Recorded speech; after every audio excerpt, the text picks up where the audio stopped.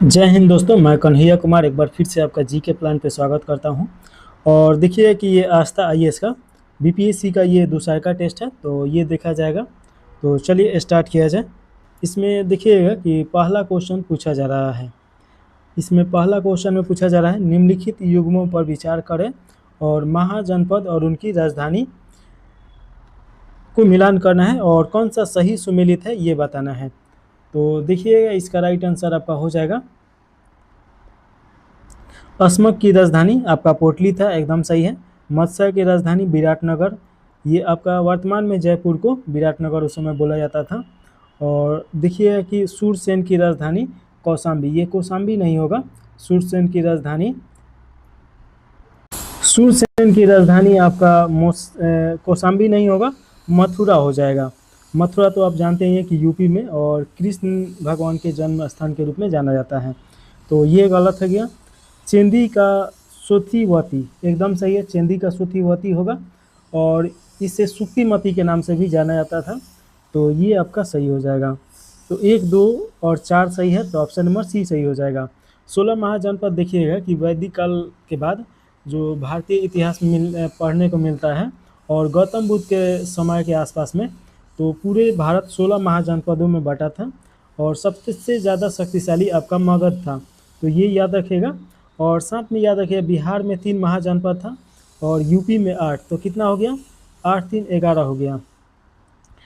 और एक राजस्थान में था, एक मध्य प्रदेश हो जाएगा। भारत के बाहर 2 था और दक्षिण भारत में 1 था, तो इस प्रकार 16 महाजनपद में बटा हुआ था। और पूरे इतिहास में देखिए कि पहला ऐसा राज्य था वैशाली, जो कि गणतंत्र ये राज्य था, तो ये आप याद रखिएगा, वैशाली दुनिया का पहला गणतंत्र राज्य था। तो इस प्रकार देखिएगा कि पहला का तो राइट आंसर सी सही है।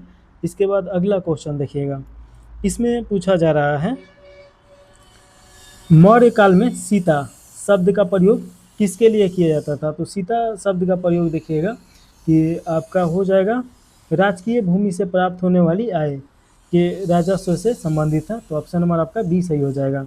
अगर प्राचीन इतिहास में देखिए कि सीता हल को भी बोला जाता था, तो ये भी कभी क्वेश्चन पूछ सकता है। अगला क्वेश्चन है, मौर्यकालीन कला के संदर्भ में दीदारगंज यक्षी की मूर्ति का क्या महत्व है। तो इसका अगर महत्व का बात देखा जाए तो ये मौर्यकालीन लोक कला का प्रतिनिधित्व करती थी और पटना संग्रहालय में अमूल्य निधि है, यानी कि पटना संग्रहालय में रखा गया है, तो ये याद रखेगा। तो ऑप्शन नंबर आपका बी सही हो जाएगा। मौर्य काल के बारे में देखा जाए तो चंद्रगुप्त मौर्य के द्वारा इसकी स्थापना किया गया था, तो ये याद रखेगा। और किसके सहायता से, तो आपका विष्णुगुप्त कहिए या चाणक्य कहिए, चाणक्य की सहायता से किया गया था, तो ये आप याद रखिएगा। और चाणक्य के द्वारा एक किताब लिखा गया है अर्थशास्त्र, जहाँ से बार बार क्वेश्चन पूछा जाता है। अर्थशास्त्र में देखिएगा कि आपका उस समय के जो राजनीतिक शास्त्र था उसके बारे में बात किया गया है। अगला क्वेश्चन है चौथा नंबर, अशोक के किस शिलालेख में भेरी घोष युद्ध नीति की घोषणा के स्थान पे धम घोष यानी कि धम की घोषणा का उल्लेख किया गया है। तो इसका राइट आंसर देखिएगा कि आपका चतुर्थ शिलालेख हो जाएगा, ऑप्शन नंबर आपका बी सही हो जाएगा। देखिए कि अशोक के द्वारा 13 शिलालेख लिखवाया गया है जो महत्वपूर्ण है। और इसमें देखिए 13 शिलालेख में वो अपना नियम कानून कैसे चलाना चाहिए, राजा का कर्तव्य क्या होता था, उस समय के इतिहास के बारे में जानकारी मिलता है। अगला क्वेश्चन है, मेगास्थनीज द्वारा वर्णित भारतीय समाज के 7 वर्णों में निम्नलिखित में से कौन शामिल नहीं था। तो इसका राइट आंसर देखिएगा कि 7 वर्ण कौन कौन था, पहले ये देखा जाए। आपका दार्शनिक हो जाएगा, कृषक हो जाएगा, तो दार्शनिक और कृषक तो दिया ही है। उसके बाद देखिएगा कि पशुपालक यानी कि शिकारी हो जाएंगे लोग, और कारीगर यानी शिल्पी, योद्धा यानी सैनिक, और गुप्तचर निरीक्षक था लोग, और सभासद यानी कि मंत्री था लोग, तो सभासद ये भी था। तो देखिएगा कि आपका इसमें दास के बारे में नहीं मिलता है, तो ये आप याद रखेगा, दासों का उपस्थिति उसने नकार दिया है, तो ऑप्शन नंबर सी सही हो जाएगा। हालांकि चाणक्य के द्वारा बताया गया है कि दास था लोग। अगला क्वेश्चन है, छठा नंबर क्वेश्चन पूछा जा रहा है, मौर्य प्रशासन में रज्जुक नामक अधिकारियों का क्या कार्य था। तो इसका कार्य था आपका, देखिए कि न्याय प्रशासन में भूमि की पैमाइश यानी राजस्व दोनों था। तो न्याय प्रशासन और भूमि की पैमाइश में दोनों में इन लोगों का उपयोग था। तो ऑप्शन नंबर आपका बी सही हो जाएगा। अशोक के अभिलेखों में उल्लेखित युद्ध रजुक और प्रादेशिक अधिकारियों का सही आरोही क्रम क्या है? तो आरोही क्रम में सजाना है तो देखिए कि सबसे पहले प्रादेशिक आ जाएगा, फिर रजुक आ जाएगा, फिर युद्ध आएगा। तो ऑप्शन नंबर आपका ए सही हो जाएगा। अगला क्वेश्चन देखिएगा 7 के बाद 8 नंबर क्वेश्चन, अशोक का कौन सा शिलालेख धार्मिक सहिष्णुता और सभी संप्रदायों के साथ वृद्धि पर जोर देता है? तो इसका राइट आंसर आपका हो जाएगा, देखिए कि 12वां शिलालेख जो है इसके बारे में बताता है। तो ऑप्शन नंबर आपका बी सही हो जाएगा। और देखिएगा इसमें अभिलेखों में देवताओं का प्रिय यानी कि प्रियदर्शनी बोला गया है अशोक को, तो ये आपको याद रखना है। अगला क्वेश्चन है 9 नंबर, श्रवण बेलगोला, यह कर्नाटक में जगह है, स्थित गोमतेश्वर बाहुबली की विशाल प्रतिमा किस धर्म से संबंधित है? इसका निर्माण किसने करवाया था? तो देखिए कि हर 12 वर्ष में यहाँ पे महाअभिषेक होता है और ये आपका जैन धर्म से संबंधित है और चामुंड राय के द्वारा कराया गया था। तो ये याद रखिएगा। अगला क्वेश्चन है 10वां नंबर, निम्नलिखित में से किस ग्रंथ में चंद्रगुप्त मौर्य को ब्रिसल यानी निम्न कुल का और कुलहीन कहा गया है? तो ये आपको मिलता है मुद्रा राक्षस में। ये मुद्रा राक्षस किसके द्वारा लिखा गया है? तो विशाख दत्त के द्वारा लिखा गया है। तो ये याद रखिएगा, विशाख दत्त के द्वारा लिखा गया है। तो ये आपको बताना है। अर्थशास्त्र किसके द्वारा? तो चाणक्य के द्वारा लिखा गया है। और चाणक्य देखिएगा कि चंद्रगुप्त मौर्य को ऊंची कुल का बताए हैं। और इंडिका देखिएगा कि ये मेगास्थनीज के द्वारा लिखा गया है। तो ये आप याद रखिएगा। अगला क्वेश्चन है 11 नंबर क्वेश्चन पूछा जा रहा है, मौर्यकालीन आर्थिक शब्दावली में अदे मातृक यानी कि भूमि किसे कहा जाता था? तो ये बोला जाता था वह भूमि जिसे सिंचाई की आवश्यकता नहीं होती थी, जो बिना वर्षा के भी अच्छी फसल देती थी, जो कि नदी और नदी के आसपास का ये सिंचित भूमि हुआ करता था। तो ऑप्शन नंबर आपका बी सही हो जाएगा। अगला क्वेश्चन है 12 नंबर, मौर्य प्रशासन में गुप्तचरों को गुड पुरुष कहा जाता था और इनको देखिए कि संस्था और संरचना में क्या अंतर है ये बताना है। तो इसका राइट आंसर हो जाएगा, संस्था जो होता था ये अस्थाई था, यानी एक जगह पे रहने वाले जासूस थे जो काम करते थे, और जबकि संचरा जो था ये भ्रमणशील था, यानी कि दूसरे देश में दूसरे जगह पे भी जाके ये जासूसी करते थे। तो ऑप्शन नंबर आपका ए सही हो जाएगा। अगला क्वेश्चन है 13 नंबर, मौर्य काल का सोहगौरा ताम्रपत्र अभिलेख किस लिए प्रसिद्ध है? तो ये देखिएगा कि आपका किस लिए प्रसिद्ध है, इसका राइट आंसर हो जाएगा, यह अकाल के दौरान राहत कार्य के लिए अनाज वितरण का प्राचीनतम पुरातात्विक प्रमाण यहाँ से मिला है। तो ये आपको याद रखना है, ऑप्शन नंबर बी सही हो जाएगा। और ये सोहगौरा ये आपका यूपी में मिला है। अगला क्वेश्चन है, सिंधु घाटी सभ्यता के किस स्थल से युगल समाधान के प्रमाण मिले हैं जो सती प्रथा जैसा संकेत देते हैं? तो इसका राइट आंसर आपका लोथल हो जाएगा, लोथल से मिला है। और देखिए कि लोथल कहाँ पे है, तो ये आपका गुजरात में पड़ेगा। तो ये याद रखिएगा, गुजरात। और ये भी ध्यान देने वाला है कि उस समय ये गोदीवारा था, गोदीवारा को आम भाषा में क्या बोला जाता है? तो बंदरगाह पतन ये बोला जाता है। तो ऑप्शन नंबर आपका बी सही हो जाएगा। अगला क्वेश्चन 15 नंबर क्वेश्चन पूछा जा रहा है।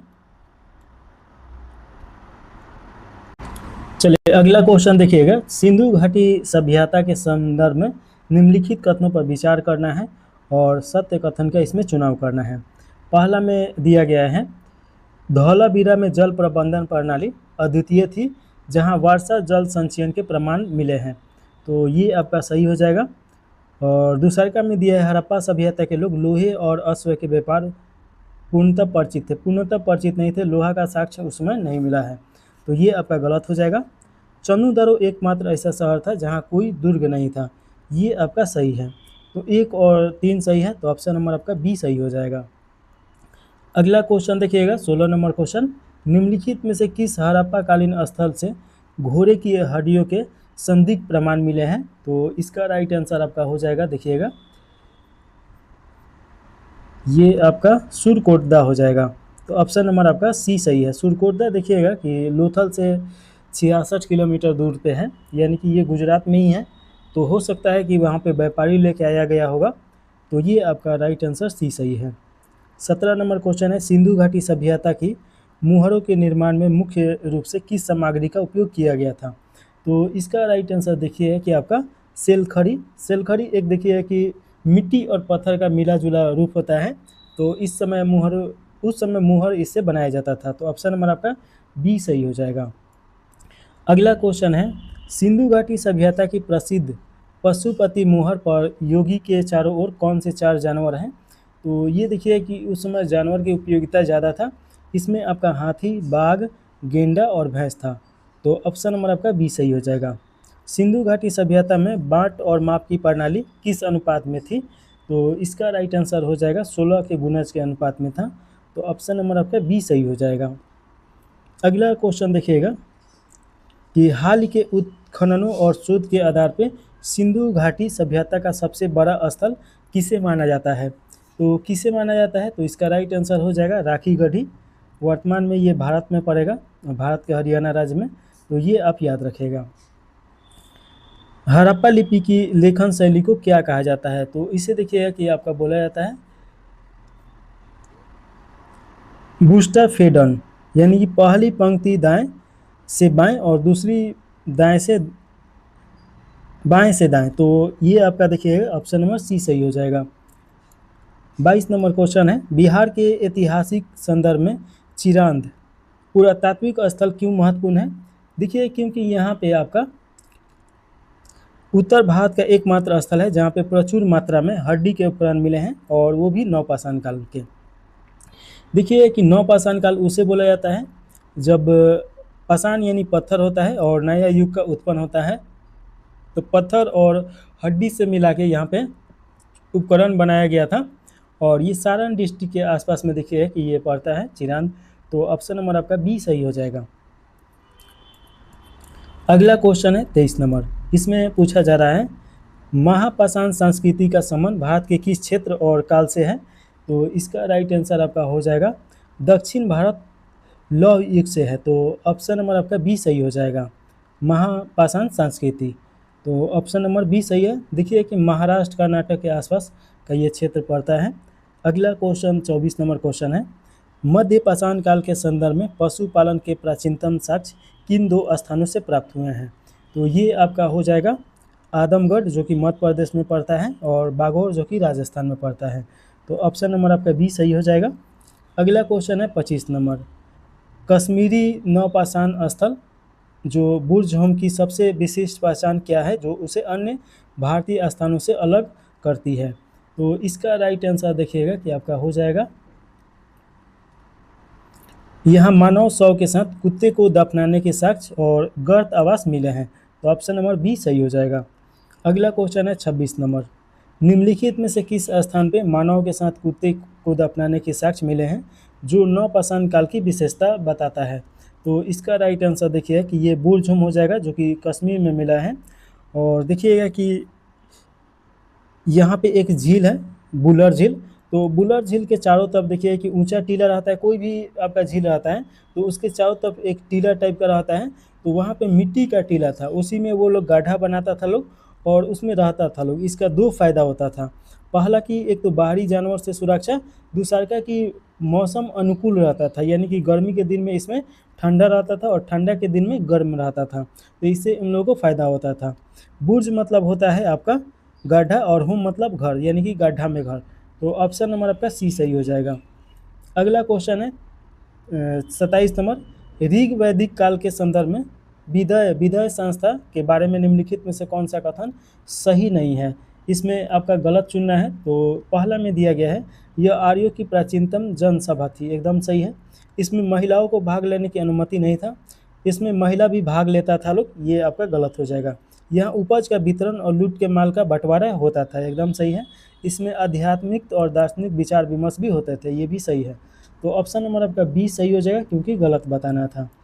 अगला क्वेश्चन है 28 नंबर, ऋग्वेद के 10वें मंडल में वर्णित पुरुष सूक्त का ऐतिहासिक महत्व क्या है? तो इसका राइट आंसर देखिए है कि आपका इसमें पहली बार शूद्र शब्द का उल्लेख मिलता है। वर्ण व्यवस्था की उत्पत्ति यहीं से माना जाता है।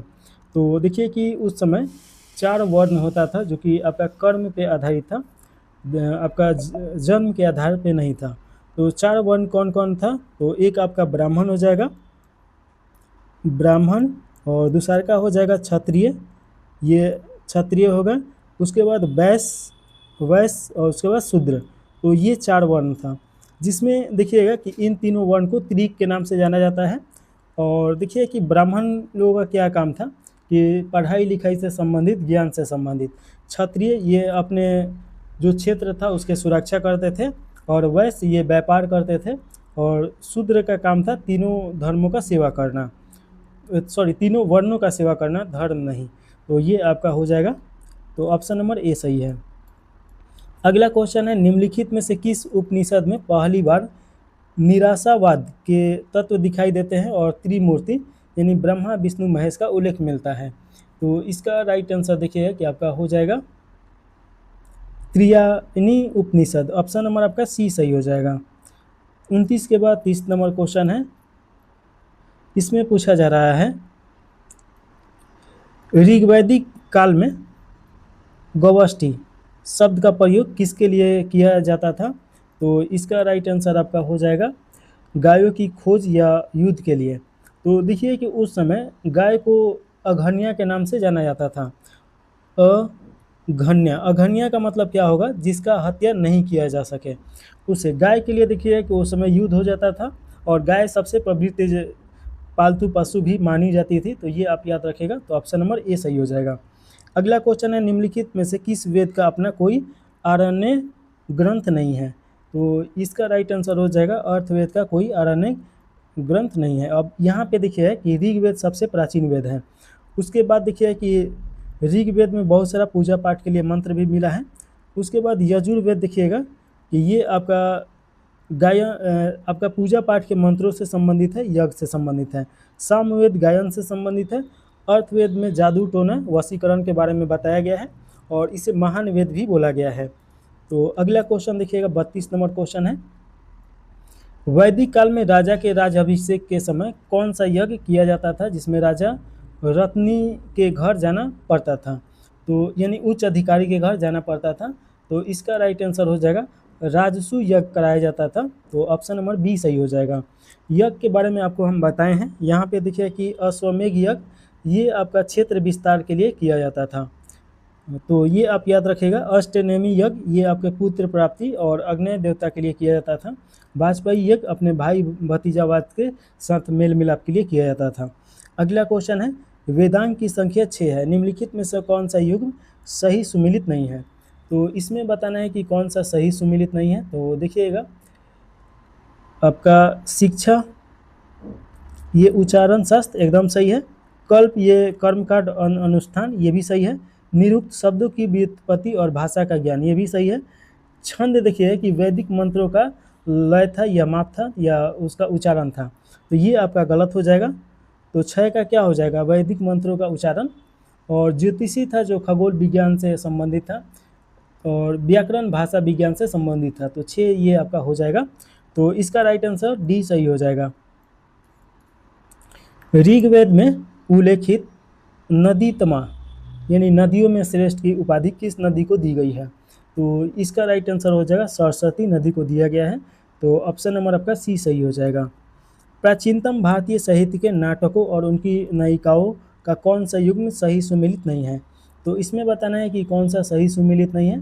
तो ये अभिज्ञान शकुंतलम, शकुंतला का कहानी है, एकदम सही है। मालविका अग्निमित्रम, ये मालविका और अग्निमित्रम का कहानी है, ये भी सही है।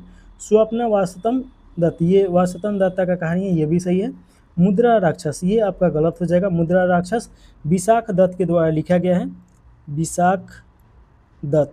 और इसमें देखिए कि चंद्रगुप्त मौर्य के समय के उस समय का वर्णन मिलता है, तो ये गलत हो जाएगा। और ऑप्शन नंबर डी इसका राइट आंसर है, क्योंकि गलत बताना है। अगला क्वेश्चन है 36 नंबर, ऋग्वैदिक काल की नदियों में प्राचीन और आधुनिक नामों के निम्नलिखित युग्मों में से कौन सा सही सुमिलित नहीं है? तो इसमें देखिएगा पहला में दिए गए पारुसनी नदी, रावी सही होगा। सतुती नदी सतलुज नदी को बोला जाता था, ये भी सही है। बिपाशा ब्यास के, ये भी सही है। अस्कनी ये आपका चेनाब को बोला जाता था, ना कि झेलम को। तो ये आप याद रखेगा, ये आपका गलत हो जाएगा। तो इसका राइट आंसर आपका डी ही सही है। अगला क्वेश्चन है 37 नंबर। बौद्ध दर्शन के प्रत्यय समतुपाद सिद्धांत का सही अर्थ क्या है? तो इसका सही अर्थ देखिएगा, किसी वस्तु के होने पर ही दूसरी वस्तु की उत्पत्ति होती है, यानी कार्य कारण का सिद्धांत यहीं से मिला है। तो ऑप्शन नंबर आपका सी सही हो जाएगा। अगला क्वेश्चन है 37 के बाद 38 नंबर क्वेश्चन। बौद्ध धर्म की महायान शाखा का औपचारिक उदय किस बौद्ध संगति के दौरान हुआ था? तो इसका राइट आंसर देखिएगा कि आपका महायान शाखा का औपचारिक उदय चतुर्थ बौद्ध संगति में हुआ था, जो कि कुंडलवन जम्मू कश्मीर में कराया गया था। और इस समय यहाँ का शासक कौन थे? तो कनिष्क थे। तो ये आप याद रखिएगा। प्रथम बौद्ध संगति राजगीर में कराया गया था, एकदम से ये। द्वितीय वैशाली में, तीसरा का पाटलिपुत्र में। प्रथम अजात शत्रु हो जाएगा, और दूसरा का देखिएगा कि काला शोक हो जाएगा, तीसरा का अशोक, चौथा कनिष्क। अगला क्वेश्चन है 39 नंबर। इसमें पूछा जा रहा है, निम्नलिखित प्राचीन भारतीय दर्शनों और उसके प्रवर्तकों का कौन सा युग्म सही सुमिलित नहीं है? न्याय मीमांसा गौतमी सही है। इसके बाद देखिए सांख्य मीमांसा कपिल मुनि, ये भी सही है। विशेषिक मीमांसा कनाद, ये भी सही है। और देखिए कि पूर्व मीमांसा शंकराचार्य दिया है, जो कि आपका ये गलत हो जाएगा।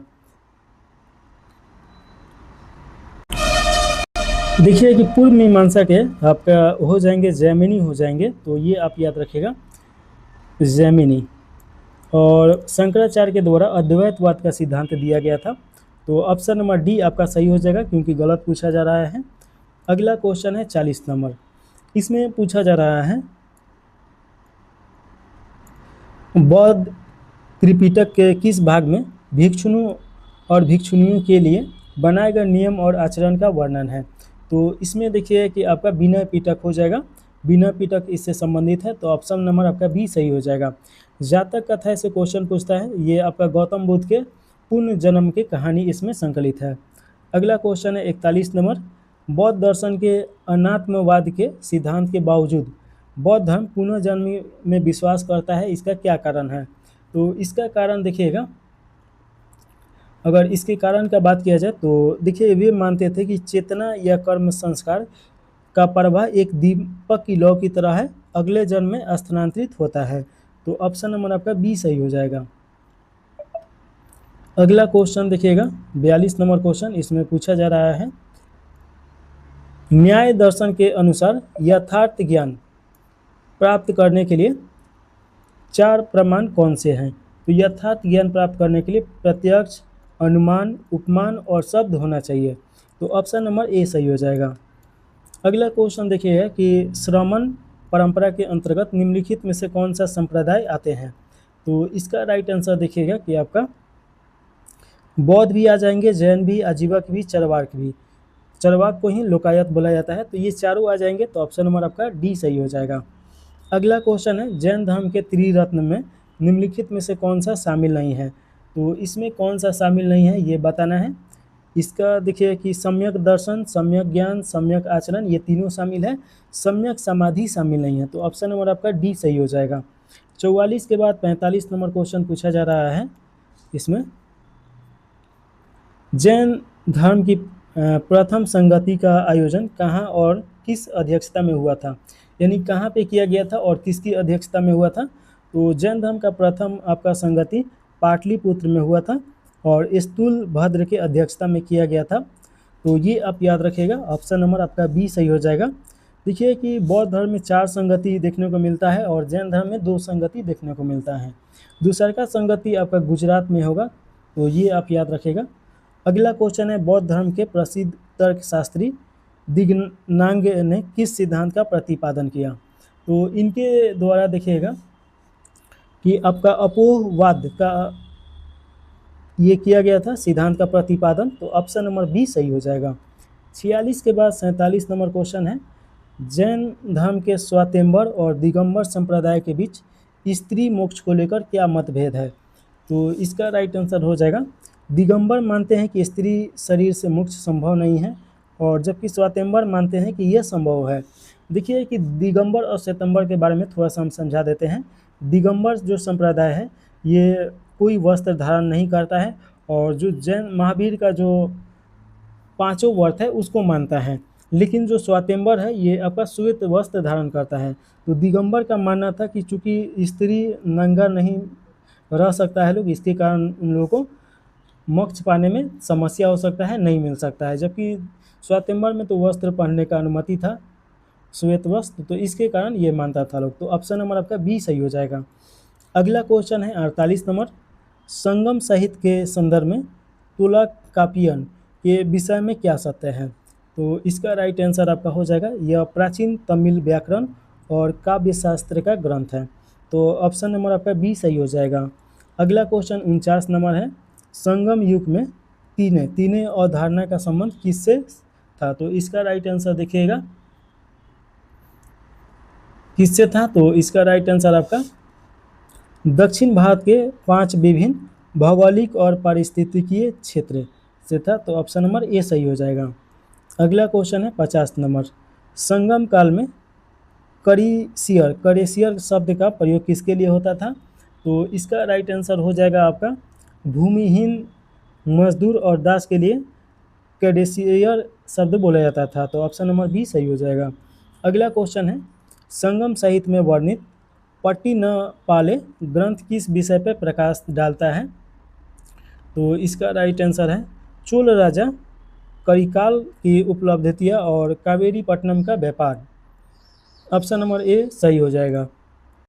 चलिए अगला क्वेश्चन 52 नंबर क्वेश्चन है, इसमें पूछा जा रहा है तमिल महाकाव्य मणिमेखले की मुख्य विषय वस्तु और दार्शनिक सुझाव क्या है?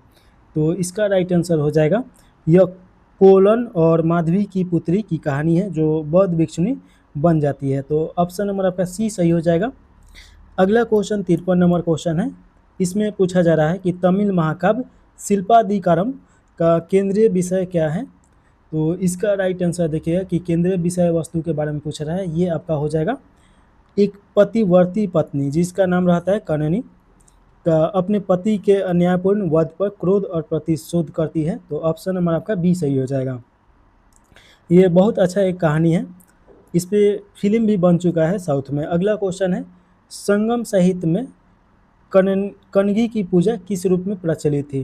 तो ये पत्नी पूजा था। तो देखिए कि इसका राइट आंसर हो जाएगा जो सतत्वी की देवी यानी कि जो पत्नी होती थी, जो सती होती थी, उसकी मूर्ति बना के पूजा किया जाता था। तो ऑप्शन नंबर बी सही हो जाएगा। निम्नलिखित में से किस ग्रंथ को तमिल साहित्य का बाइबिल या पंचम वेद के नाम से भी जाना जाता है? तो ये आपका हो जाएगा तिरुकुलर हो जाएगा। ये भी आपका एक प्रेम कहानी ही है। तो ऑप्शन नंबर सी सही हो जाएगा। देखिए कि ये चारों तमिल साहित्य ही हैं और इसमें प्रेम कहानी ही अधिकतर मिलेगा। अगला क्वेश्चन है 56 नंबर, संगम युग में नडुकल या बीरकल की स्थापना क्यों की जाती थी? तो इसका राइट आंसर हो जाएगा, यह युद्ध में वीरतापूर्वक मारे गए सैनिकों की स्मृति में स्थापित स्मृति प्रस्थल होता था, यानी पत्थर का मूर्ति बना के और वहाँ पे रखा जाता, मतलब बनाया जाता था और पूजा किया जाता था। तो ऑप्शन नंबर बी सही हो जाएगा। अगला क्वेश्चन है, गुप्तकालीन प्रशासन के विषयपति के कार्यों में सहायता देने वाली परिषद विषय समिति में निम्नलिखित में से कौन शामिल नहीं है? तो इसमें आपको बताना है कि कौन सा शामिल नहीं है। तो इसका राइट आंसर आपका हो जाएगा महाबालेधिकृत यानी कि सेनापति इसमें शामिल नहीं है। तो ऑप्शन नंबर डी सही हो जाएगा। बाकी नगर श्रेष्ठनी, सार्थवा और प्रथम कुलिक ये शामिल हैं। अगला क्वेश्चन है, गुप्त काल में विशिष्टि या विष्टि का अर्थ क्या था, जिसे किस रूप में देखा जाता था? तो इसका राइट आंसर देखिएगा कि यह राज्य के लिए दी जाने वाली अनिवार्य बेगार थी, जिसे एक प्रकार का कर माना जाता था। तो ऑप्शन नंबर आपका बी सही हो जाएगा। 59 नंबर क्वेश्चन देखिएगा, पाल वंश जो बिहार और बंगाल के शासक धर्मपाल के संदर्भ में निम्नलिखित में से कथनों पर विचार करना है और सत्य कथन का इसमें चुनाव करना है। पहला में दिया गया है, उसने प्रसिद्ध विक्रमशिला विश्वविद्यालय की स्थापना किया, एकदम सही है। वह त्रिपक्षीय संघर्ष में भी भाग लिए थे, ये भी सही है। भाग लेने वाला पहला पाल शासक थे, ये भी सही है। उसने नालंदा विश्वविद्यालय के रख रखाव के लिए 200 गांव दान दिए थे, ये भी सही है। तो ऑप्शन नंबर आपका डी सही हो जाएगा। अगला क्वेश्चन है 60 नंबर। निम्नलिखित में से किस गुप्त शासक ने हुनों के आक्रमण को सफलतापूर्वक विफल किया और शक्लो उत्तरापथ नाथ की उपाधि धारण की? तो इसका राइट आंसर देखिएगा कि आपका स्कंद गुप्त हो जाएंगे। तो ऑप्शन नंबर आपका सी सही हो जाएगा। गुप्त वंश के ही हैं और गुप्त वंश के संस्थापक आपका श्री गुप्त है, ये तो आप जानते ही हैं। चलिए अगला क्वेश्चन देखिएगा, 81 नंबर क्वेश्चन है। प्राचीन भारत की व्यापारिक श्रेणियों के संदर्भ में सातवा का क्या कार्य है? तो इसका अगर कार्य देखिएगा तो आपका हो जाएगा अंतर्राष्ट्रीय व्यापारियों के काफिले का नेतृत्व करता था, तो ये आपका ऑप्शन नंबर बी सही हो जाएगा। अगला क्वेश्चन है, हेलियोडोरस का बेस नगर अभिलेख जो विदिशा में है किस धर्म के इतिहास के लिए महत्वपूर्ण साक्ष्य है? तो देखिए कि ये आपका भागवत धर्म, जिसे वैष्णव धर्म के नाम से भी जाना जाता है, इस धर्म के लिए है। तो ऑप्शन नंबर बी सही हो जाएगा। अगला क्वेश्चन देखिएगा, हाथी गुफा अभिलेख के संदर्भ में निम्नलिखित कथनों में से असत्य कथन है। तो इसमें देखिए पहला में दिया गया है, यह कलिंग राजा खारवेल की उपलब्धियों का वर्णन मिलता है यहाँ पे, तो एकदम सही है। यह बिना किसी तिथि का अभिलेख है जो प्राकृतिक भाषा में है, ये भी सही है। यह भारत में नहर सिंचाई का प्रथम अभिलेख प्रमाण है, ये भी सही है। इसमें पहली बार सती प्रथा का इसमें उल्लेख नहीं मिलता है, तो ये आपका गलत हो जाएगा। तो ऑप्शन नंबर आपका डी सही हो जाएगा, इसमें दिया गया है। अगला क्वेश्चन है, निम्नलिखित युग्म में सही सुमेलित करना है, तो देखना है कि कौन कौन सही है, ये बताना है। पहला में दिया गया है मृक्ष कटिकम, ये शूद्रक एकदम सही है, शूद्रक के द्वारा ये लिखा गया है। बुद्ध चरित अश्वघोष के द्वारा लिखा गया है। मुद्रा राक्षस विशाख दत्त के द्वारा। हर्ष चरित वानभट्ट के द्वारा लिखा गया है, तो चारों सही है। तो ऑप्शन नंबर डी सही हो जाएगा। अगला क्वेश्चन देखिएगा, 64 के बाद 65 नंबर क्वेश्चन है। कनिक्स यानी कुषाण वंश के संदर्भ में निम्नलिखित कथनों पर विचार कीजिए और सही कथन का चुनाव करना है। पहला में दिया गया है, उसने शक संवत 1800 ईस्वी की शुरुआत की, जिसे आज भारत सरकार प्रयोग करती है, एकदम सही है। उसकी राजधानी पुरुषपिष्ट या पेशावर में था और मथुरा, दोनों जगह था, एकदम सही है। उसने बौद्ध धर्म के हीनयान संप्रदाय को राजस्व प्रदान किया, ये भी सही है। तो कनिष्क के बारे में तीनों सही है और देखिए कि ऑप्शन नंबर डी सही हो जाएगा। चलिए अगला क्वेश्चन है, चोल प्रशासन की मुख्य विशेषता स्थानीय स्वशासन थी। पूर्व और सभा के बीच क्या अंतर है? तो ये बताना है कि इन दोनों के अंतर क्या है। तो उर जो होता था समान लोगों की ग्राम सभा थी, जबकि सभा जो होता था ब्राह्मणों यानी कि अग्रहार की विशेष सभा थी। तो ऑप्शन नंबर आपका ए सही हो जाएगा। अगला क्वेश्चन है 67 नंबर, इसमें पूछा जा रहा है अभिकथन और कारक दिया गया है। तो इसमें देखिएगा पहला में दिया गया है, जैन धर्म में कृषि कार्य को भी पाप माना जाता है और इसे वर्जित किया गया है, ये आपका एकदम सही है। देखिए कि जैन धर्म सबसे ज़्यादा आपका जो फोकस किया है ये अहिंसा पे फोकस किया है और माना जाता है कि कृषि करते वक्त उसमें बहुत सारा छोटा छोटा कीट पतंग होता है लोग, तो उन लोगों का हत्या हो सकता है, इसीलिए वर्जित है। दूसरा का है कृषि में हल जोतने और कीटनाशकों के प्रयोग से सूक्ष्म जीवों की हत्या होगी, जो अहिंसा के सिद्धांत के विरुद्ध है, ये आपका एकदम सही डिफिनेशन दे रहा है। तो ऑप्शन नंबर ए सही हो जाएगा। ए और आर दोनों सही है, आर एक ही सही व्याख्या भी कर रहा है। अगला क्वेश्चन है 67 नंबर, निम्नलिखित में से किस विदेशी यात्री ने कहा था कि भारत में अकाल नहीं पड़ते हैं और दास प्रथा नहीं है? तो इसका राइट आंसर आपका देखिएगा,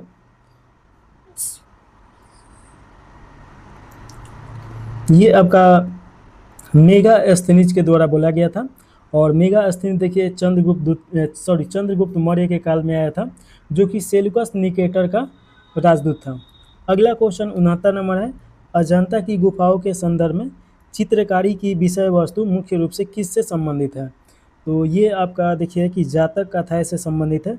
जातक कथाएं बुद्ध धर्म के पूर्व जन्मों की कहानी है, तो ऑप्शन नंबर आपका सी सही हो जाएगा। अगला क्वेश्चन है 70 नंबर। प्राचीन भारत में विदेशी आक्रमणकारियों के आने के सही काल क्रम अनुसार क्या है? तो ये आपका बताना है। सबसे पहले यूनान आया था लोग, फिर शक आया लोग, फिर पहलव आया लोग, फिर कुषाण आया लोग।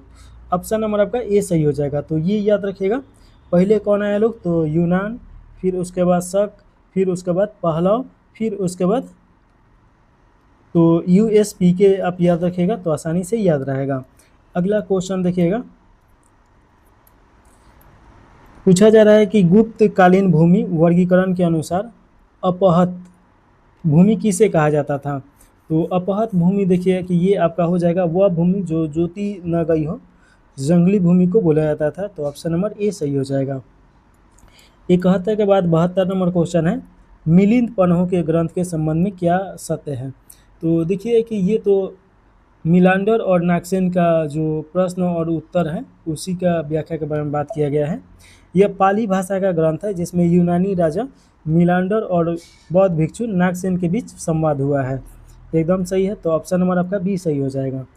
अगला क्वेश्चन है 73 नंबर। इसमें पूछा जा रहा है, प्राचीन भारतीय दर्शन सांख्य दर्शन के अनुसार सृष्टि की उत्पत्ति कैसे हुई है?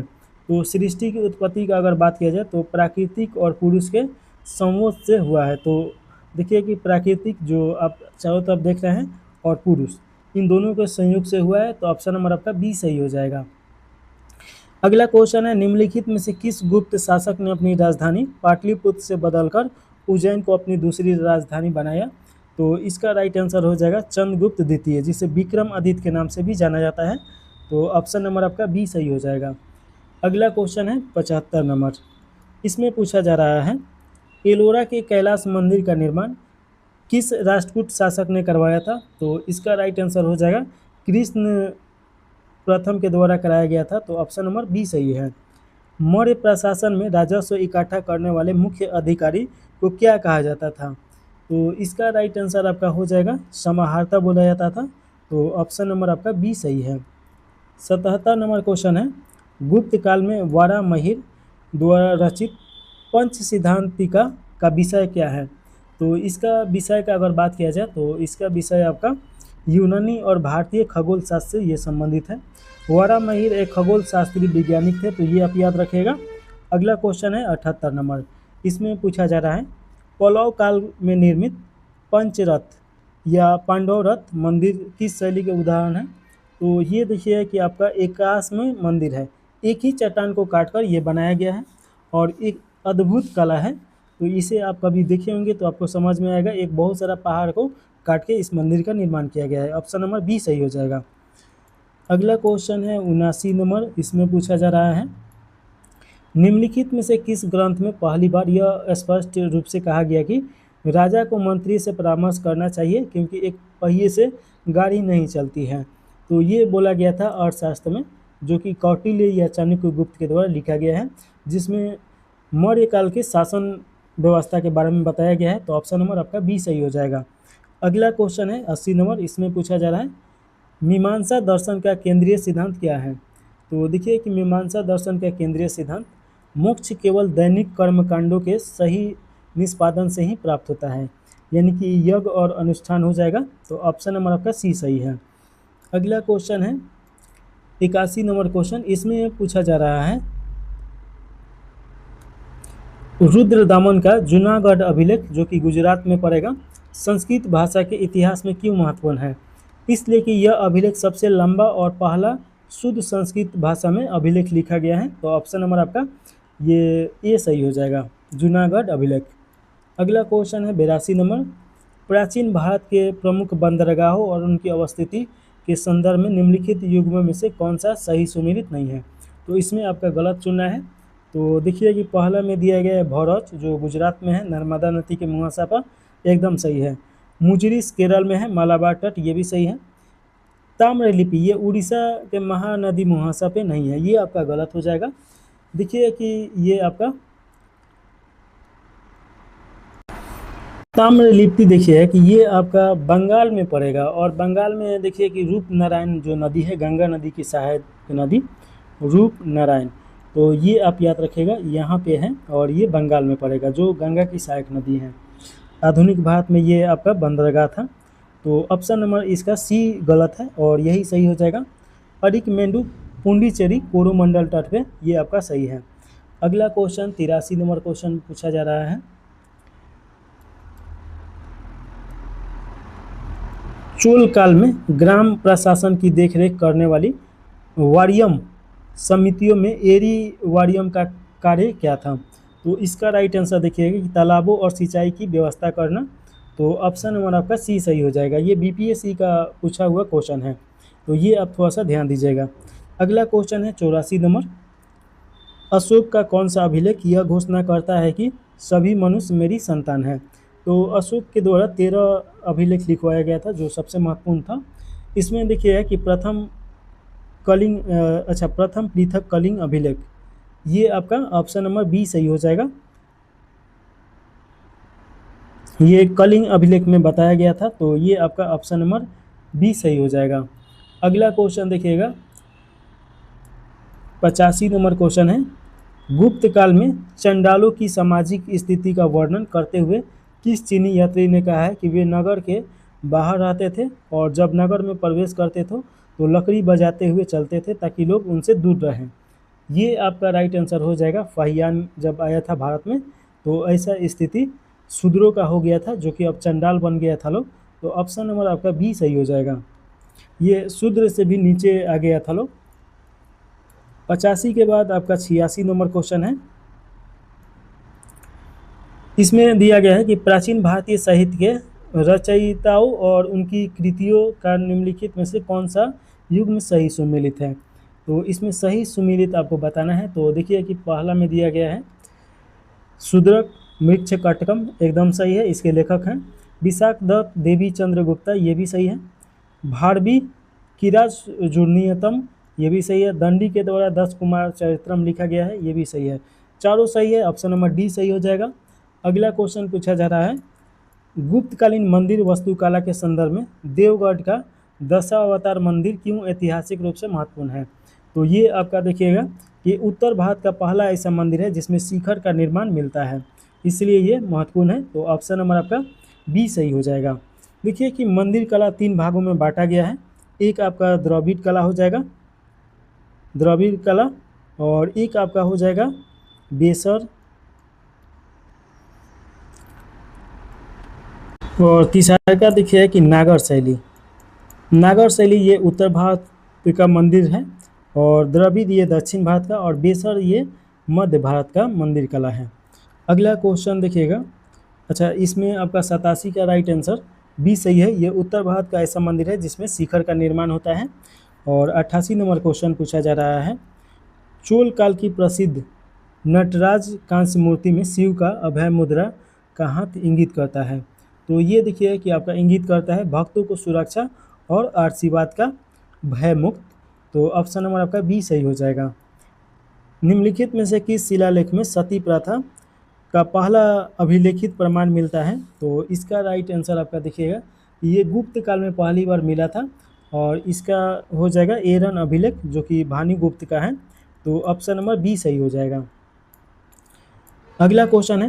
प्राचीन भारतीय कानून के 2 प्रमुख संप्रदाय मिताक्षरा और दायाभाग के संदर्भ में क्या अंतर है? तो इसका अंतर अगर देखा जाए तो मिताक्षरा के अनुसार पिता के जीवित रहते पुत्र को पैतृक संपत्ति में अधिकार मिल जाता है, जबकि दायाभाग के अनुसार पिता के मृत्यु के बाद ही मिलता है। तो ऑप्शन नंबर आपका बी सही हो जाएगा। और 91 नंबर क्वेश्चन है। प्राचीन भारत के शिक्षा केंद्रों के संदर्भ में वल्लभी, जो कि गुजरात में है, वल्लभी विश्वविद्यालय किस लिए प्रसिद्ध था? तो इसका राइट आंसर देखिए कि आपका बी सही हो जाएगा। यह हीनयान बौद्ध धर्म और प्रशासनिक शिक्षा का केंद्र हुआ करता था, जो कि गुजरात में पड़ेगा। तो ऑप्शन नंबर बी सही हो जाएगा।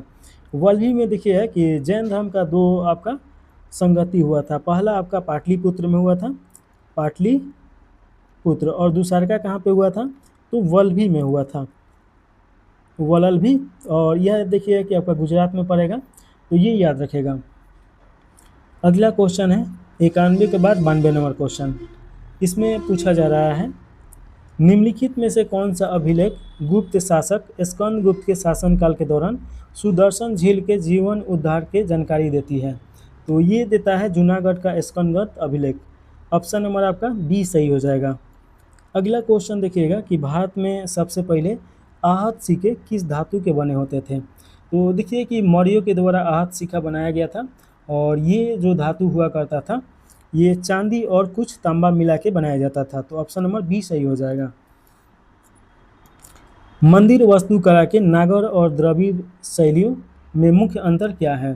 तो इसमें अंतर देखिए कि नागर शैली में मुख्य मंदिर के ऊपर एक रेखीय वक्राकार संरचना होता है जिसे शिखर बोला जाता है, जबकि द्रविड़ शैली में पिरामिड नुमा होता है जो सीढ़ीदार होता है जिसे विमान कहा जाता है। तो ऑप्शन नंबर आपका सी सही हो जाएगा।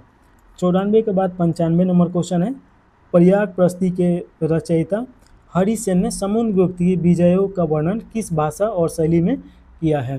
तो इसका राइट आंसर देखिए कि संस्कृत भाषा में चमू शैली गद्य और पद्य दोनों में मिलता है या मिश्रित कहें। तो ऑप्शन नंबर आपका बी सही हो जाएगा। चोल शासक राजेंद्र प्रथम ने गंगई कोडचोल की उपाधि क्यों धारण की थी। तो धारण करने का पीछे का कारण था, उसने गंगा नदी तक विजय अभियान का नेतृत्व किया और बंगाल के पाल शासक महिपाल को हराया था। इसके बाद ये धारण करते हैं। तो ऑप्शन नंबर आपका ए सही हो जाएगा। 97 नंबर क्वेश्चन पूछा जा रहा है कि गुप्त काल में कायस्थ जाति का उदय मुख्य रूप से किस वर्ग से हुआ है। तो इसका राइट आंसर देखिएगा कि किस वर्ग से हुआ है। तो ये आपका हो जाएगा लेखन और लिपिक वर्ग से जो भूमि अनुदान का रिकॉर्ड रखते थे। तो ऑप्शन नंबर आपका बी सही हो जाएगा। 97 के बाद 98 नंबर क्वेश्चन है, प्राचीन भारत में अग्रहार भूमि अनुदान की मुख्य विशेषता क्या थी। तो इसका राइट आंसर आपका हो जाएगा, यह कर मुक्त भूमि थी जो ब्राह्मण या मंदिरों को दी जाती थी और उसमें प्रशासनिक अधिकार भी हस्तांतरित किए जाते थे। तो देखिए कि कुल उस जितने भी गांव होते थे उनसे कर मिलता था, सभी या तो मंदिरों या ब्राह्मणों का हो जाता था। तो ऑप्शन नंबर आपका बी सही हो जाएगा। और देखिए कि शुरू कौन किया था, तो ये सातवाहन के द्वारा शुरू किया गया था। तो ये भी क्वेश्चन पूछता है। अगला क्वेश्चन देखिएगा 99 नंबर क्वेश्चन है, कनिष्क के दरबार में रहने वाले विद्वानों का सही समूह कौन सा है। तो इसका राइट आंसर देखिए है कि आपका अश्वघोष, नागार्जुन, वसुमित्र और चरक रहते थे। तो ऑप्शन नंबर आपका ए सही हो जाएगा। अगला क्वेश्चन है, इसमें पूछा जा रहा है कि निम्नलिखित में से किस अभिलेख को रबातक अभिलेख कहा जाता है, जो कुषाण वंशावली स्पष्ट करता है, यानी कि इसमें कुषाणों के वंशावली बताया गया है। ये आपका हो जाएगा कनिष्क का अभिलेख जो अफगानिस्तान में मिला है, कुषाणों की वंशावली देता है। तो ऑप्शन नंबर ए सही हो जाएगा। अगला क्वेश्चन है, प्राचीन दक्षिण भारत में मणिग्रामन और नानादेशी क्या था। तो इसका राइट आंसर हो जाएगा, दूर दराज के क्षेत्रों और विदेशों के साथ व्यापार करने वाली शक्तिशाली व्यापारी संगठन होता था। तो ऑप्शन नंबर आपका बी सही हो जाएगा। अगला क्वेश्चन में देखिएगा, गुप्त प्रशासन में पुष्पपात नामक अधिकारी का मुख्य कार्य क्या था। तो इसका राइट आंसर आपका हो जाएगा, भूमि के क्रय विक्रय और स्वामित्व का रिकॉर्ड सुरक्षित रखना। तो ऑप्शन नंबर आपका बी सही हो जाएगा। निम्नलिखित में से किस ग्रंथ को जासूसों का महाकाव्य कहा जा सकता है, जो मौर्य काल की खुफिया व्यवस्था पर प्रकाश डालता है। तो ये आपका देखिए कि मुद्रा राक्षस हो जाएगा, जो कि विशाख दत्त के द्वारा लिखा गया था। तो ऑप्शन नंबर सी सही हो जाएगा। इंडिका आप जानते ही हैं कि मेगास्थनीज के द्वारा, अर्थशास्त्र आपका चाणक्य के द्वारा, मालविकी अग्निमित्रम ये किन के द्वारा लिखा गया था। तो देखिए कि मालविकी अग्निमित्रम ये आपका एक प्रेम कहानी है जो कालिदास का बहुत फेमस किताब है। तो ये आप याद रखिएगा, कालिदास। अगला क्वेश्चन है 104 नंबर, विक्रमशिला विश्वविद्यालय के संदर्भ में निम्नलिखित कथनों पर विचार करना है और सत्य कथन का इसमें चयन करना है। तो देखिए कि पहला कथन है, इसकी स्थापना पाल वंश के शासक धर्मपाल ने की थी, एकदम सही है। यह वज्रयान बौद्ध धर्म का प्रमुख केंद्र था, ये भी सही है। यहाँ से अतीश दीपाकर नामक विद्वान तिब्बत गए थे, ये भी सही है। तो ऑप्शन नंबर आपका डी सही हो जाएगा। अगला क्वेश्चन है 105 नंबर, पालव वास्तुकला में मंडप और रथ में क्या अंतर था। तो इसका राइट आंसर देखिए कि मंडप गुफा मंदिर था और जबकि रथ एकाश में मंदिर था, यानी कि एक ही पत्थर को काट के बनाया गया था। तो ऑप्शन नंबर बी सही हो जाएगा। अगला क्वेश्चन है, प्राचीन भारत में श्रेणी के पास अपने सदस्यों पर न्यायिक अधिकार होते थे, इस शक्ति को क्या कहा जाता था? श्रेणिक मतलब कि व्यापारियों का ये संगठन होता था और इसमें जो अधिकार होता था उसमें देखिए कि श्रेणिक धर्म इसे बोला गया है, तो ऑप्शन नंबर ए सही हो जाएगा।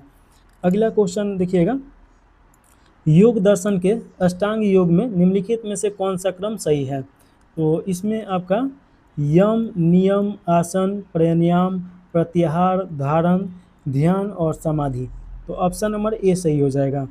गुप्त काल में भूमि छिद्र न्याय का क्या अर्थ है? तो इसका अगर अर्थ देखिएगा तो बंजर भूमि को पहली बार जोतने वाले उस अस्थायी अधिकार होता था, तो उसे भूमि छिद्र न्याय बोला जाता था। ऑप्शन नंबर बी सही हो जाएगा। अगला क्वेश्चन पूछा जा रहा है, निम्नलिखित में से किस हड़प्पा स्थल से स्टेडियम या खेल के मैदान के साक्ष्य मिले हैं? तो इसका राइट आंसर देखिए कि आपका धोलावीरा हो जाएगा। ऑप्शन नंबर आपका सी सही है। ये धोलावीरा गुजरात में पड़ेगा। लोथल ये उस समय का बंदरगाह था, ये भी आपका गुजरात में ही पड़ेगा, तो ये आप याद रखेगा। अगला क्वेश्चन है 110 नंबर, कुंडल वोलाई प्रणाली क्या थी? कुंडल वोलाई प्रणाली देखिए कि यह एक लॉटरी सिस्टम था, ये आपका, तो देखिए कि ये एक लॉटरी सिस्टम था जिसमें योग्य उम्मीदवारों के नाम तार के पत्तों पर लिखकर घड़े में डाले जाते थे और एक बच्चे द्वारा पर्ची निकलवाई जाती थी। ऑप्शन नंबर बी सही हो जाएगा। अगला क्वेश्चन है, वाकाटक रानी प्रभावती गुप्त का पुनः ताम्रपत्र अभिलेख प्राचीन भारतीय इतिहास में क्यों महत्वपूर्ण है? तो इसका महत्वपूर्ण होने का कारण क्या है, ये पूछा जा रहा है। तो इसका राइट आंसर देखिए कि ये भारत का पहला अभिलेख है जो किसी महिला शासिका द्वारा जारी किया गया भूमि अनुदान पत्र मिलता है, तो ये आप जरूर याद रखिएगा। ऑप्शन नंबर ए सही हो जाएगा। अगला क्वेश्चन है 112 नंबर, इसमें पूछा जा रहा है, प्राचीन भारतीय चिकित्सा के जनक श्रुश्रुत संहिता मुख्य रूप से किस क्षेत्र से संबंधित है? ये शल्य चिकित्सा और प्लास्टिक सर्जरी से संबंधित है, यानी कि जो ऑपरेशन होता है और प्लास्टिक सर्जरी कराया जाता है उससे संबंधित है।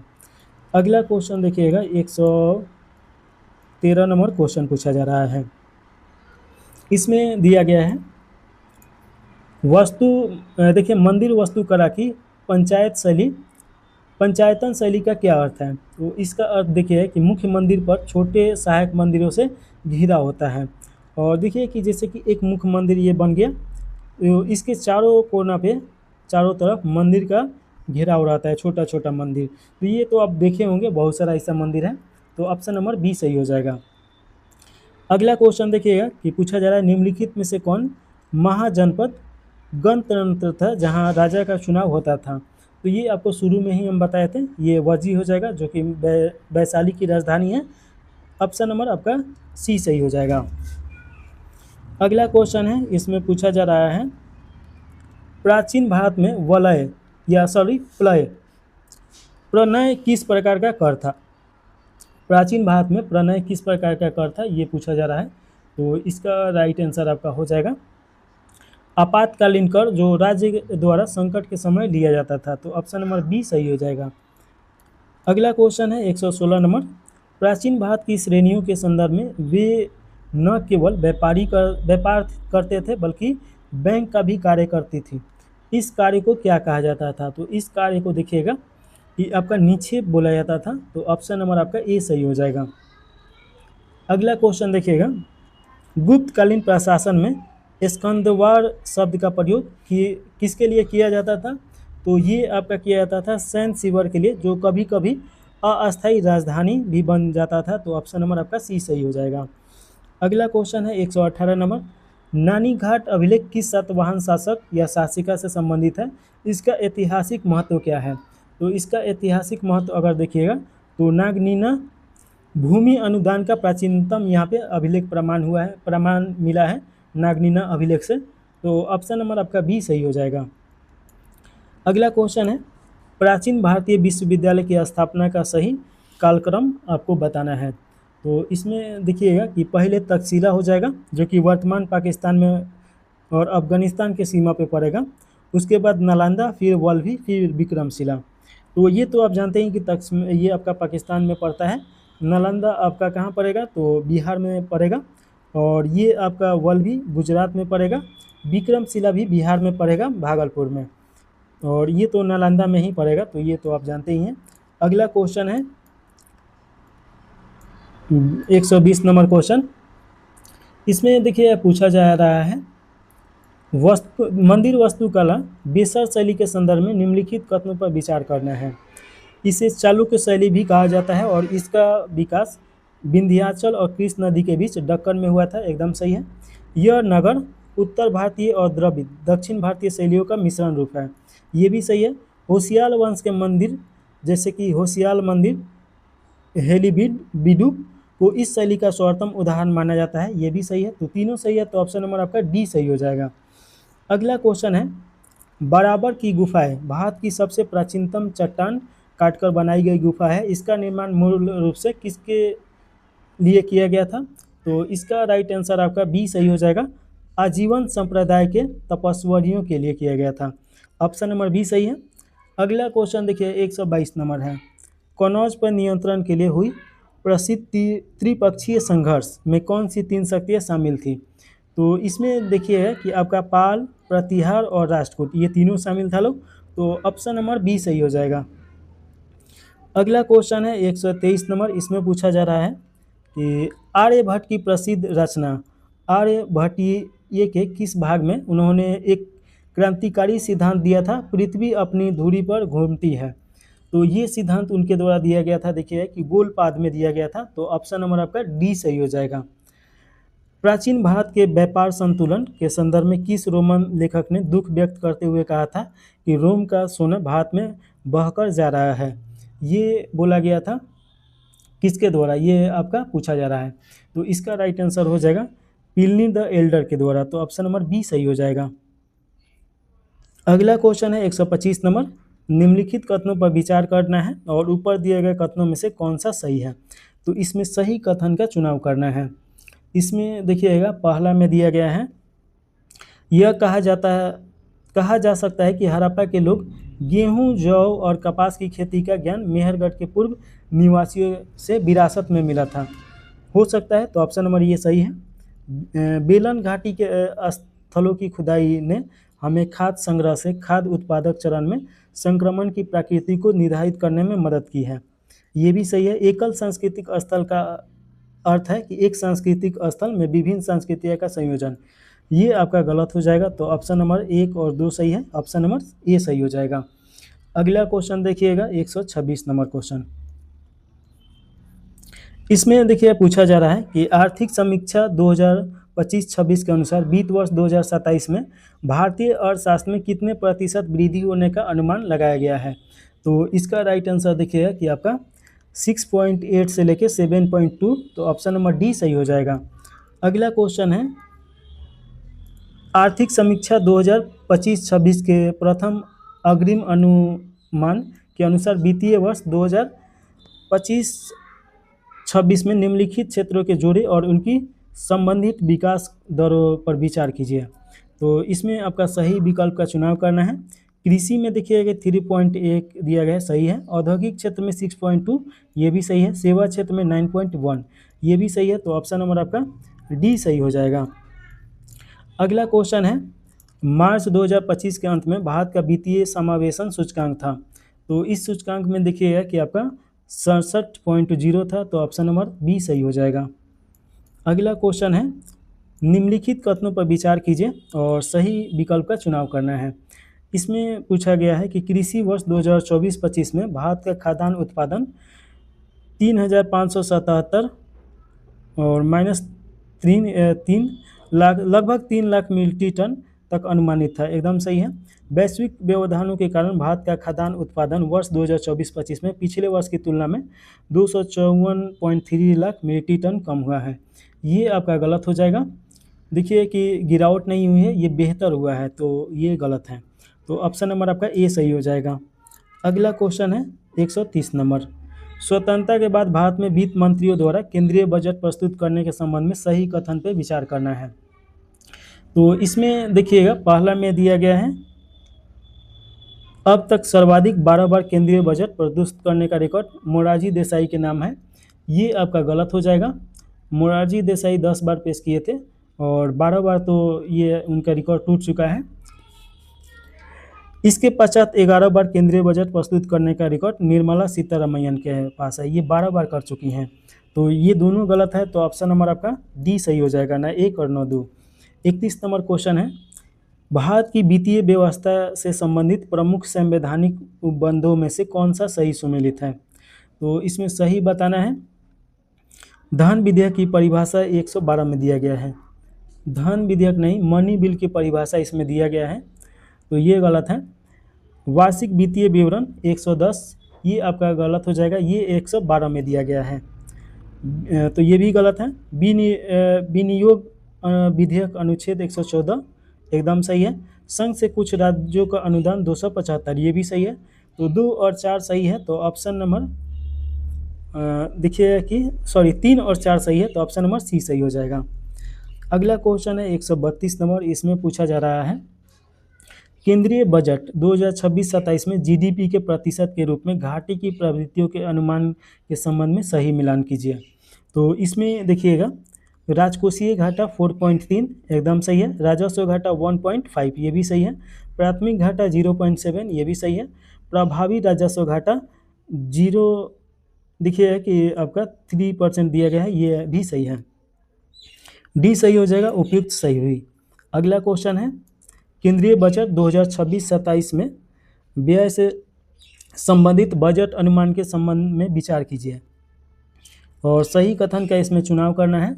पहला में दिया गया है कि बजट 2026-27 में कुल व्यय के संबंध में बजट अनुमान आपका 53,47,325 करोड़ रखा गया है, एकदम सही है। बजट 2026-27 में प्रभावी पूंजीगत व्यय से संबंधित बजट का अनुमान 17,14,523 करोड़ रखा गया है, ये भी सही है, दोनों सही है, ऑप्शन नंबर सी सही हो जाएगा। अगला क्वेश्चन है 134 नंबर, केंद्रीय बजट 2026-27 में केंद्रीय राजस्व एवं व्यय के संबंध में सरकार के खर्च के संबंध में 1 रुपये के सापेक्ष में सही मिलान करना है। इसमें सही कथन आपको बताना है, तो देखिएगा, पहला में दिया गया है केंद्रीय प्रायोजित योजनाएं 8 पैसा एकदम सही है, ब्याज अदायगी 20 पैसा, करों और शुल्कों में राज्यों का हिस्सा 22 पैसा और केंद्रीय क्षेत्र की योजनाओं में 17 पैसा, यानी कि पूरा बजट जितना है 1 रुपया माना गया है और उसमें कितना खर्च किस में हो रहा है ये पूछा जा रहा है। ये आपका सही है चारों, तो ऑप्शन नंबर डी सही हो जाएगा। अगला क्वेश्चन है 135 नंबर, केंद्रीय बजट 2026-27 के केंद्रीय राजस्व एवं व्यय के संबंध में सरकारों के आय के संदर्भ में 1 रुपये सापेक्ष में सही मिलान करना है।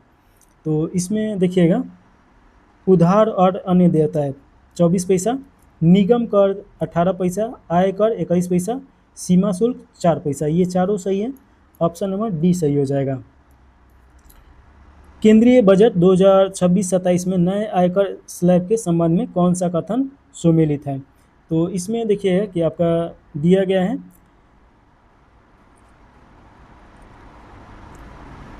0 से 6 लाख आपका 5%, 0 से 6 लाख आपका 0 होगा, 6 से 12 लाख आपका 5% होगा, ये भी गलत है। ये आपका 12 से 20 लाख 15% दिया गया है, ये 5%, ये भी गलत है, तो तीनों गलत है, तो ऑप्शन नंबर डी सही हो जाएगा। अगला क्वेश्चन देखिएगा 137 नंबर क्वेश्चन, केंद्रीय बजट 2026-27 में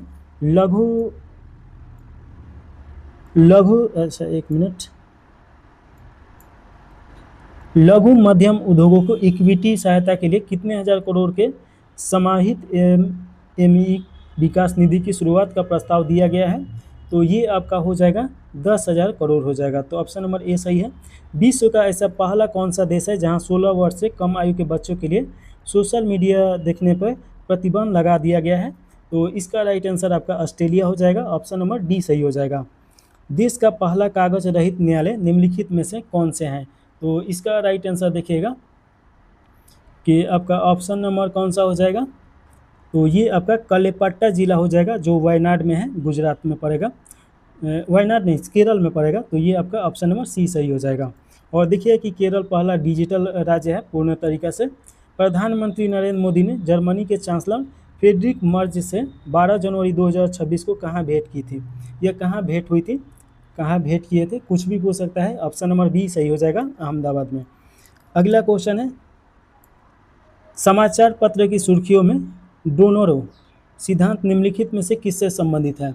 तो इसका राइट आंसर देखिएगा कि आपका संयुक्त राज्य अमेरिका सैनिकों द्वारा वेनेजुएला के राष्ट्रपति निकोलस मादुरो को बंदी बनाकर अमेरिका ले जाने के जो मिशन था उसे डोनरो बोला गया है। तो ऑप्शन नंबर ए सही हो जाएगा। नवंबर 2025 के अंत तक भारतीय रेल के नेटवर्क का कितना रेल पथ विद्युतीकृत किया गया है? तो ये आपका देखिएगा कि 99.2% हो गया है। ऑप्शन नंबर आपका सी सही है। अगला क्वेश्चन है, विश्व का सबसे बड़ा चावल उत्पादक देश 2025-26 में कौन सा रहा है?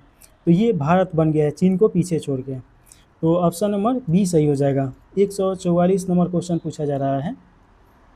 संयुक्त राज्य अमेरिका के राष्ट्रपति डोनाल्ड ट्रंप द्वारा ईरान के साथ व्यापार करने वाले देशों पर कितना अतिरिक्त शुल्क या प्रतिशुल्क लगाए जाने की घोषणा 13 जनवरी 2026 को की गई थी?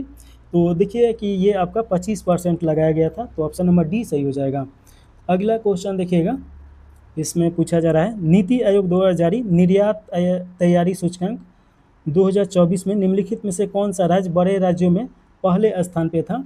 तो ये आपका महाराष्ट्र हो जाएगा। अगला क्वेश्चन पूछा जा रहा है, किस यूरोपीय देश ने 1 जनवरी 2026 से यूरो को अपनी आधिकारिक मुद्रा के रूप में अपनाया है? तो ये अपनाया गया है बुल्गारिया के द्वारा। तो ऑप्शन नंबर सी सही हो जाएगा।